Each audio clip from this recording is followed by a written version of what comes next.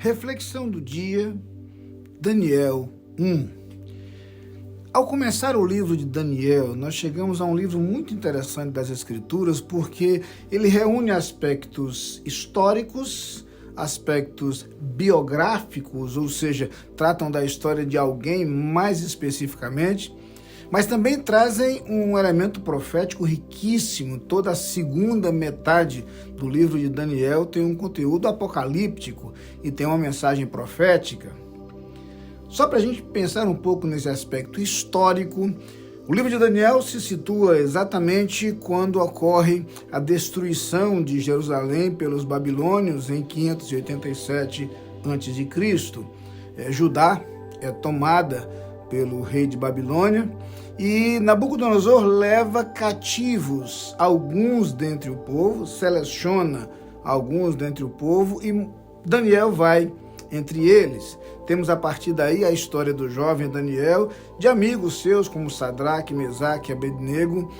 E esse capítulo 1 já traz aquilo que, de certa forma, é um dos temas mais importantes no livro, que é a postura assumida por esses homens em uma terra distante, onde a circunstância, o estado de escravidão e as pressões certamente os induziriam a um distanciamento do Deus que conheciam e da religião que professavam.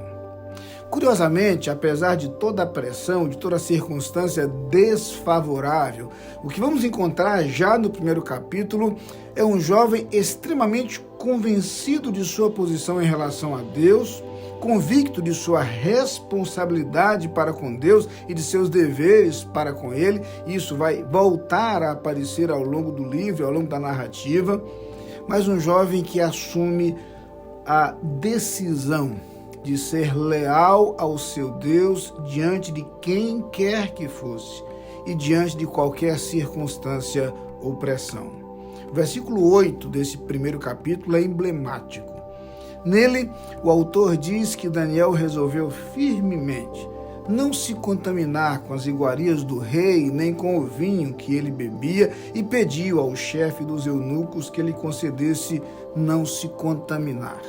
Ora, nós estamos falando de alguém que, levado como escravo, tem o privilégio de estar na corte, tem acesso à comida da corte e se recusa a participar desta comida para ter uma dieta diferente. Aliás, esta imagem é apenas um símbolo daquilo que é a postura de Daniel em relação a tudo que havia em Babilônia. O paganismo, a adoração a outros deuses, a veneração do próprio rei. A verdade é que a postura dele nessa nova terra é uma postura de fidelidade a Deus, a despeito das circunstâncias, a despeito das pressões ou das tentações. Um exemplo extraordinário de como devemos viver, tendo como referenciais os princípios e valores associados à nossa vida com Deus. E aí, quaisquer que sejam as circunstâncias ou os momentos vividos por nós, nossa lealdade a Deus nos proporcionará estabilidade, solidez e permanência. Sempre, sempre valerá a pena ser fiel a este Deus, cujos propósitos para a nossa vida serão sempre os melhores. Amém.